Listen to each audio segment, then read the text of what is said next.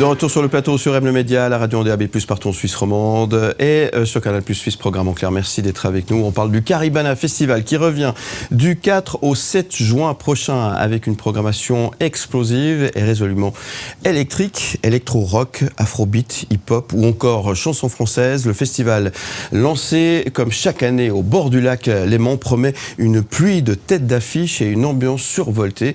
Et on en parle avec Julien Rouillet, directeur du festival, qui lève le voile sur une édition 2025 placée sous le signe de l'énergie et de la diversité musicale. Bonjour Julien. Bonjour. Merci d'être avec nous. Avec plaisir. Merci d'être là. Ça va comme description ?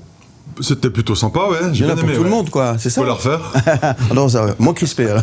Il y en a pour tout le monde, hein. C'est ça Caribana en fait. Oui, c'est ça, c'est une grande fête, Caribana, avant tout. C'est la fête des amis, la fête des familles. C'est le début de l'été. C'est le premier festival open air en Suisse romande en général de la saison. Et l'idée, c'est vraiment de passer un bon moment, d'écouter de la bonne musique dans un lieu convivial, au bord du lac. En gros, c'est un peu ça l'ADN du festival. Ouais, c'est vrai, quand on se dit le Caribana arrive, on se dit ça y est, les vacances, c'est pas loin. Sachant, il se passe un truc dans la tête. On se dit, ça y est, on va pouvoir enfin passer de belles soirées. En principe, si le soleil est au rendez-vous, mais c'est ce qu'on vous souhaite évidemment. Alors, cette programmation, je le disais en introduction, il y en a un petit peu pour tout le monde. C'est ça un petit peu le secret, mais c'est hyper important et c'est pas si simple que ça de construire finalement une programmation qui devrait être un peu passe-partout finalement, c'est ça ? Non, évidemment, déjà, c'est pas le seul festival de l'été, donc il y a une grosse compétition entre les festivals pour aller chercher les artistes, les têtes d'affiche, etc. La formule Caribana, c'est une formule depuis pas mal d'années, pas mal d'éditions, qui fait le choix d'avoir un style musical, en tout cas une coloration musicale par soir. Par jour, avec une soirée plutôt pop-rock le mercredi, voire plutôt rock-metal. Historiquement, le jeudi c'est plutôt pop, chanson, le vendredi musique urbaine, le samedi électro. Et puis on essaie évidemment de tenir cette ligne tout en étant assez ouvert quand même, assez éclectique à l'intérieur de ces différents musicaux. Donc c'est un public différent chaque soir ou finalement c'est des gens qui viennent passer le Caribana ? Alors il y a un peuple, une famille Caribana qui est là pour les 4 soirs, qui forme, je dirais, une bonne base du public. Et puis après évidemment, par soirée, c'est un public assez différent qui se déplace vraiment pour les artistes du soir. Caribana, David Lothar, le festival qui sent l'été. Ça sent l'été justement. Et puis il y a une nouveauté cette année, c'est une scène sur le lac. Parce qu'on parle de tête d'affiche, bien sûr, on va en parler après encore. Il y a une scène sur l'eau avec une silent disco inédite. Exactement, c'est une des nouveautés de cette 33e édition. Caribana a 3 scènes live, la grande scène, la deuxième scène qui est la scène du lac, et puis la scène de la plage. Et c'est vrai que cette scène de la plage, elle s'appelle scène de la plage, mais elle n'était pas sur la plage, elle était légèrement en retrait sur le terrain. Et puis c'était quelque chose qu'on avait en tête, de se dire mais il faudrait que cette scène de la plage elle soit sur la plage, voire pourquoi pas sur le lac, et que le public soit sur la plage. Et c'est l'idée en fait de reconnecter le site du festival au lac. En fait, le festival est au bord du lac, mais il n'y avait pas d'accès historiquement au lac, en tout cas ces dernières années. Et puis là, il y a une scène qui a été repensée donc sur le lac avec un accès à la plage. Et puis après les concerts de fin d'après-midi, début de soirée, il y aura une silent disco dans cet espace jusqu'à la fin de la nuit. Ouais. Alors normalement, cette scène, vous m'arrêtez si je dis une bêtise, sera dédiée aussi aux artistes romans, parce que c'est très important pour vous, le Caribana, de mettre en avant justement la nouvelle scène de la région, de votre région aussi. Tout à fait, ça fait aussi partie de cet ADN Caribana, d'avoir des artistes de Suisse romande et même du bassin lémanique à l'affiche du festival, pas uniquement sur cette scène, mais évidemment cette scène, c'est la scène plutôt dédiée aux artistes romans. Ouais. Le bord du lac, c'est effectivement un atout, mais ça peut être on va pas parler des problèmes, mais ça peut être une contrainte aussi d'être au bord du lac, c'est pas forcément... Oui, bien sûr, il y a des enjeux au niveau de la sécurité qu'il faut simplement intégrer et gérer. C'est rien de sorcier, mais évidemment qu'on aura un dispositif qui sera adapté à cette nouvelle scène. Ouais. Est-ce que le public de Caribana a changé finalement ces dernières années ? Est-ce qu'on peut dire qu'il a... par la force des choses un petit peu, mais... Oui, j'allais dire, effectivement, comme pour tous les festivals, c'est-à-dire que le public a tendance à se rajeunir parce qu'il y a des nouvelles générations qui arrivent, et puis il y a eu, je dirais, cette émergence des musiques urbaines dans les 10 dernières années, qu'on retrouve un peu dans tous les festivals de l'été, et puis évidemment ça draine un public plus jeune. Bien sûr. C'est surtout le cas pour la soirée du vendredi à Caribana. Après, pour la soirée plutôt rock ou plutôt pop, c'est un public plutôt quarantenaire et plus. Enfin voilà, le public est assez éclectique à Caribana. On a vraiment un peu tous les âges. Et c'est déjà la 33e. Déjà, 33e. 33e, c'est du 4 au 7 juin prochain. Ça se passe du côté de Cran. Cran, Pré-Céligny ou à côté de Lyon, hein, pas Cran, Montana, bien sûr. On a les Cran Montana. Effectivement, il y a GPS, tu vois. Il y a régulièrement cette confusion, et puis dans l'histoire du festival, c'est déjà arrivé que des livraisons en Valais. Les artistes aussi. C'est un peu embêtant. Je sais pas. C'est un peu embêtant, effectivement. C'est du 4 au 7 juin. Vous avez toutes les infos sur caribana.ca. Julien Rouillet, vous restez avec nous. On va continuer de parler du Caribana dans un instant. On va parler aussi cinéma. Mais là, c'est l'heure du collector. On enclenche la machine à remonter le temps. C'est parti.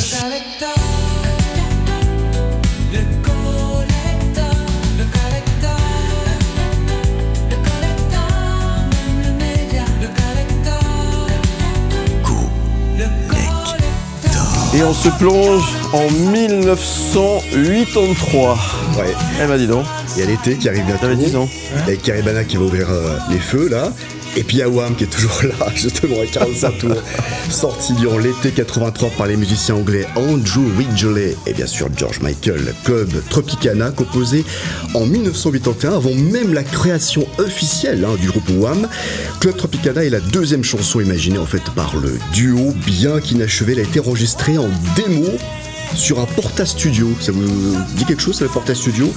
Un enregistreur 4 pistes sur cassette audio. Ah d'accord, ok. Ça vous parle? Non. Non. Moi je trouve ça incroyable parce que ils font des chansons pour toutes les saisons. À Noël, il y a Last Christmas. Pour l'été, il y a Tropicana.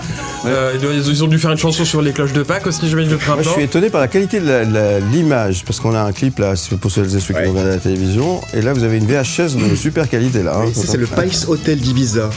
Ouais. C'est là où Freddie Mercury, on parlait de Julio Iglesias en œuf, il faisait la fête là, je veux pas imaginer ce qu'il faisait là-bas, on laisse là-bas, mais c'était réputé en fait pour les grandes fêtes. Voilà, le clip qu'on va voir dans un instant a été tourné là-bas, à Ibiza, avec George Michael et Andrew Ridgeley du groupe Wham, c'est indémodable. Votre rendez-vous du 7e art avec Cinétoile. Cinétoile.ch. Enfin, quand je dis qu'on part à Cannes, presque, hein, parce que c'est le festival. C'est le festival de Cannes qui a démarré hier, et puis il y a les films qui vont sortir aujourd'hui, et ce sont des films qui vont faire parler un peu sur la croisette. C'est une surprise que vous nous faisiez, Philippe, de nous emmener à Cannes. Non, on va finir à Cannes, mais pour l'instant, on part destination finale. Vous vous souvenez sans doute de cette saga entamée en 2000, une saga de films d'horreur plutôt drôle. Le principe de la franchise est simple. Un personnage a des visions prémonitoires autour d'un accident mortel imminent et essaye d'alerter son entourage pour éviter que les gens autour de lui meurent en fait. C'est-à-dire je vois la mort arriver et du coup j'essaie de tout faire pour qu'elle n'arrive pas. Le problème c'est que la mort est souvent plus maligne que les humains et donc du coup la mort essaye par tous les moyens d'arriver à ses fins. C'est le principe de cette franchise entamée en 2000. Il y a un nouvel épisode de cette franchise qui sort cette semaine sur les écrans. Alors la mort a des mécanismes hyper complexes, vicieux, hyper inventifs pour arriver à ses fins et tuer ses cibles. C'est donc l'histoire de Stéphanie, cette fois une jolie étudiante à l'université. Est-ce qu'elle va arriver à échapper à son funeste destin et surtout à sauver ses proches, car elle voit la mort de ses proches arriver. Destination finale Bloodlines, ça sort cette semaine sur les écrans. Et c'est à voir donc effectivement dès aujourd'hui, tout ça. Et c'est à voir dès aujourd'hui. Au cinéma, effectivement. C'est bien. Ça sent réchauffé. C'est vraiment du réchauffé, mais c'est pas si mal. Mais c'est pas si mal. Mais le premier sorti en 2000 était hyper fun. C'était vraiment l'idée que la mort arrive n'importe quand de manière très très drôle. On a bien compris, bien. Très bien. Donc à voir donc dès aujourd'hui dans les salles obscures. Allez. Commencez par la question. Oui. D'avant qu'il parle du film, c'est bien. Et après, on décide si nous en parlons ou pas. Vous n'avez toujours pas compris que je garde le meilleur pour la fin. Mais ça c'est ce que vous dites vous. vous. Peut-être qu'on n'est pas d'accord avec vous. Bon, allez, la suite. Pooja Sir, un film népalais. Alors on découvre le cinéma népalais méconnu. Pooja Je Sir. ne vais pas vous poser la question. Là. C'est bien, non mais c'est bien. Pour de vrai, c'est bien. Ça a été notamment présenté à la dernière Mostra de Venise. C'est un polar noir et tendu qui raconte aussi l'histoire d'une réalité politique et d'un pays qu'on connaît pas trop. On connaît pas le Népal en fait. Donc là, on découvre le Népal. On découvre notamment les tensions qu'il y a entre les ethnies et notamment la révolte Madéchi qui secoue le Népal depuis des années. C'est un vrai polar, un vrai thriller. L'atmosphère est poisseuse. La mise en scène est d'une sobriété remarquable. Il n'y a pas d'esbrouf, il n'y a pas de grands effets. Et il y a une héroïne atypique, une inspectrice de police lesbienne qui impose le respect et préfère qu'on l'appelle sœur, d'où le titre Pooja Sir. Ce choix n'est pas un détail, c'est un vrai geste politique et un défi lancé aux normes sociales et de genre, surtout dans ce genre de pays où l'homosexualité et la place des femmes est largement remise en question. Alors c'est l'histoire d'un kidnapping d'enfants. Cette inspectrice va mener une enquête très serrée autour de ce kidnapping d'enfants. C'est un thriller qui suit tous les codes du polar. Ça sert ici évidemment à explorer aussi ce pays méconnu. C'est tendu, c'est politique, l'héroïne est incroyable. Pooja Sir, c'est un petit coup de cœur et la découverte du cinéma népalais, comme je vous dis. Très bien. Donc ça sort aujourd'hui. C'est marqué sorti le 23 juillet. Ça sort aujourd'hui et c'est super. Très bien. Et on garde le meilleur pour la fin, dit-il. Et on termine avec Partir un jour. Ça vous rappelle quelque chose, ça ? Voilà. Le biopic des To Be Street. Non, mais vous avez pensé à la chanson. Franchement, c'est bien. Vous avez pensé à la chanson, forcément.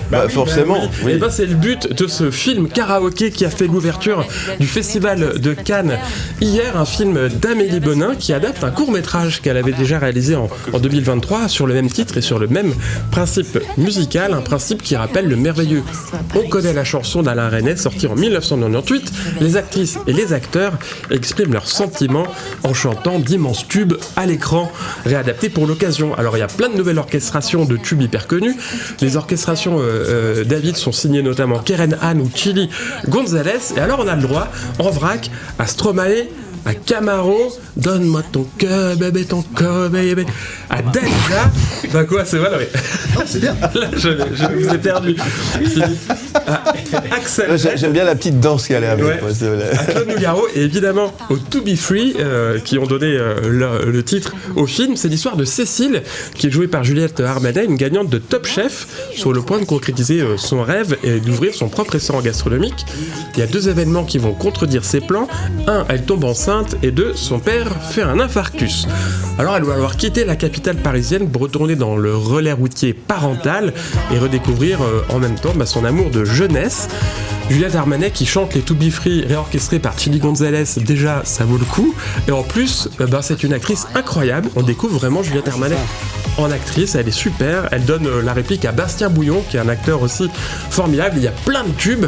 Et en ces temps troublés, ça fait du bien de voir un film qui met du baume au cœur et qui donne envie de chanter, et notamment Partir un jour. Ouais, Juliette Armanet au cinéma, vous qui êtes fan, mon cher. Juliette Forever. Non, mais c'est là, donc il faut aller la voir. Il y a n'importe quoi. Elle peut mettre un sac de patates, je suis fan. Donc. Elle a fait la montée des marches hier. Alors elle n'était pas avec un sac de patates, même si les organisateurs du Festival de Cannes ont décidé de resserrer la vis au niveau des tenues. Ils ont raison. Voilà, pour pas de traîne longue. Non. Et puis pas de sein. Puis pas à poil. Voilà, exactement. Mais oui, mais ça donne n'importe quoi. Très bien. Vous avez suivi quand même un petit peu. Oui, bien sûr. Donc ça a l'air d'être un grand cru. Ça a l'air d'être un grand cru, mais je pense que comme d'habitude, les palmes d'or que j'aurais aimé, ça va pas être celles qui vont être décernées. Mais ça, alors, vous savez, ça m'étonne pas du tout. On l'a compris. Partir un jour, c'est mon coup de cœur cinéma cette semaine, et c'est vraiment, vraiment super. Très bien. Merci beaucoup, Thomas. On vous retrouve en podcast et en image sur le site mlemedia.ch. Votre rendez-vous du 7e art avec Cinétoile. Cinétoile.ch. Avec Julien Rouillet, qui est notre invité ce matin, directeur du festival. Ça va toujours, Julien ? Très bien, merci. On rappelle que l'événement se déroule du 4 au 7 juin prochain. Ça se passe à Cran, près Céligny, à côté de Nyon. Vous allez sur caribana.ch pour avoir le programme complet. Justement, David Letard, on va parler de l'affiche de cette année. Oui, et des artistes. Il y a une belle affiche, justement. On va en parler. Alors, je vais essayer de nommer tout le monde en allant le plus vite possible. La force inarrêtable de Prodigy, ce sera donc le mercredi 4 juin. Il y a aussi les Suédois de Royal Republic. Eastwood aussi, très intéressant. Ils reviennent sur scène, une sorte de dernier round d'anniversaire pour eux avec François Barras, non, c'est ça ? François Barras, qui était là. Franck Mater. Ouais. Au champ Bon Vin, j'ai plus le prénom. Ouais. Eastwood, groupe mythique du milieu des années 90, des Valaisans qui se sont un peu pris pour Rage Against the Machine à l'époque et qui ont fait un album incroyable, Behind the Wall, et qui se reforment cette année pour les 30 ans de l'album. On verra si c'était uniquement pour ce dernier tour de piste ou si ça va leur donner envie de prolonger. En tout cas, on se réjouit beaucoup de les avoir. Je crois qu'ils font 2 concerts cet été. Ils jouent à Sion et à Caribana. C'est comme Sens Unique qui veulent sentir un petit peu la tendance, voir comment ça va aller. C'est l'année des revivals. C'est un peu tendance en ce moment, puis il n'y a pas de raison que les artistes suisses historiques et iconiques n'y participent pas, quoi. Ouais. Mass Hysteria, Puppy, House of Protection et Parsimony, ça c'est donc toujours pour le mercredi 4 juin. On passe au jeudi 5 juin. R, on en a parlé, ils seront là. Alors là aussi, le génie de Sofiane Pamar et Vendredi Sumer, ils viennent de sortir un duo. Un clip diffusé sur M le Média. Alors on peut imaginer, pourquoi pas une rencontre sur la scène entre Sofiane Pamar et Vendredi sur Mer. La magie du live, on verra. Ça veut dire oui et non. On sait pas. Non, ça veut dire plutôt je te dis pas. C'est ça. Il y aura la surprise. Le grand retour de Malik. C'est ça. Ouais. Le retour de Malik Judy. Et puis, Toi Or, Léman aussi. Un artiste à découvrir. L'émotion du franco-suisse. Et puis, Yodelis, un artiste qu'on suit également depuis un moment. Pour le vendredi 6, eh bien, le rap du Marseillais Taïk. Il y aura Oboy, NASA, Théodora. G9UV, je sais pas comment dire celui-là. G9, voilà. Joe Green 23, ils ont tous leur numéro. Ouais. Voilà, Jack and 23 exemples. Wallace Cleaver, Nayana aussi, qui est une artiste montante, et puis Poisson Chat pour le rap francophone. Et puis pour le samedi. Le rap lausannois. Ouais. Parce que francophones, ils le sont tous pratiquement. Ouais. Lausannois. Le Poisson Chat, c'est lausannois, ça. Ouais, lausannois. Le programme pour le samedi 7 juin. Alors ça, faut vous dépêcher, parce que c'est quasi complet pour cette soirée. Alan Walker, lui, c'est un chiffre. Alors vous qui aimez l'électro, il y a un chiffre hallucinant que je viens de voir. 50 milliards de flux audio et vidéo, rien que pour cet artiste-là. Donc ce sera à découvrir pour certains, ou à revoir sur scène au Caribana. Il y aura également Kungs, qu'on aime bien aussi, Polo and Pan, qui font un retour impressionnant, c'est immanquable. Kavinsky, grâce au JO de Paris aussi. Eh ben, grâce à la version d'Angers. Voilà, petite nouvelle lancée pour eux. Club Plaisir, Yakari, Cassius qu'on vient d'écouter, Mary J aussi qu'on suit depuis un moment, c'est une étoile montante, et puis Swimming Paul. Bref, un beau programme, il y en a pour tous. C'est ça, c'est une jolie soirée effectivement, et c'est celle qui a le plus de succès en billetterie pour l'instant. Ouais. Qui s'annonce complète Comment prochainement. On tire son épingle du jeu finalement avec, je vous le dis, avec tous ces festivals, on le sait, on en parle bien souvent. Comment est-ce qu'on arrive finalement à tirer son épingle du jeu ? Chaque festival déjà a une ligne de programmation, essaye d'avoir une identité. L'idée c'est de se démarquer un peu du reste des festivals avec des choix affirmés. Typiquement ces choix de Caribana d'avoir une coloration musicale, un style musical par soirée. Ensuite c'est d'essayer d'avoir des artistes qui jouent pas dans les autres festivals, de jouer un peu sur l'exclusivité. Et puis après, c'est un peu c'est un mélange d'ingrédients, c'est un peu la science de l'équipe de programmation. Et voilà, c'est des choix. Vous avez un lieu qui est incroyable. Le lieu va bien, mais après, il faut justement trouver une programmation qui fonctionne dans ce lieu. On va pas juste pour la vue sur le lac, ça, c'est certain. Et c'est là aussi, cette année, c'est une volonté de votre part, en tout cas, d'être plus orienté vers le lac, vraiment de jouer, en fait, avec le lac Léman. Oui. Et on rappelle qu'il y aura cette fameuse aussi scène sur le lac à découvrir. C'est une nouveauté pour cette nouvelle édition. Il y a cette envie de vraiment de reconnecter le site du festival au lac. Oui. Dans l'image du Caribana, on parle toujours du lac, on dit c'est ce site incroyable au bord du lac, et il faut que le lac soit présent, fasse partie de l'affiche. Partie intégrante. D'ailleurs, c'est le cas au niveau aussi du visuel cette année. On a vraiment mis le lac en vedette. 33e édition du Caribana Festival, c'est du 4 au 7 juin prochain. Caribana.ch pour découvrir le programme complet, pour préloquer évidemment. Dépêchez-vous, vous l'avez compris. Qu'est-ce qu'on peut souhaiter à Julien Rouillet ? Bon, je vais être très très très banal, mais une belle météo, ça serait déjà pas mal. Ouais. Un public festif et puis une belle alchimie, histoire que la fête soit belle. Très bien, merci beaucoup Julien en tous les cas d'être venu ce matin. Plein succès pour cette 33e édition. Et en tout te retrouve en podcast et en image sur le site mlemedia.ch et on espère tout bientôt sur le plateau pour parler de la 34e. Avec grand plaisir. On fait ça ? À très bientôt. À bientôt. Merci beaucoup, merci David, merci à tous. Vous restez là. Un festival peut en cacher un autre. Jouez maintenant et gagnez vos places pour Bell Arena. Le Média est partenaire de Bell Arena. Les 29 et 30 mai prochains du côté de Fribourg, on change de région. Vous allez pouvoir gagner vos places maintenant pour la soirée du 29 mai prochain. C'est la soirée de jeudi, sauf erreur. Oui, c'est oui. Jeudi de l'Ascension. Jeudi de l'Ascension, effectivement. Christophe Maé, Jennifer, Claudio Capéo, M. Pokora à l'affiche. Vous gagnez vos invitations pour vous, la personne de votre choix. Pour jouer avec nous, vous envoyez tout simplement le code JEU, J-E-U, avec vos coordonnées complètes que vous nous faites parvenir par WhatsApp uniquement au 079 121 9000. Faites-le maintenant, les premiers arrivés sont les mieux servis. JEU, coordonnées complètes par WhatsApp 079 121 9000. On vous souhaite bonne chance. Vous restez avec nous dans un instant, on va parler sport. Nous irons découvrir la première arène e-sport de Suisse romande. Ça se passe du côté de Martigny, ça se passe en Valais et ça se passe avec notre invité dans C'est quoi votre truc juste après la pause. À tout de suite.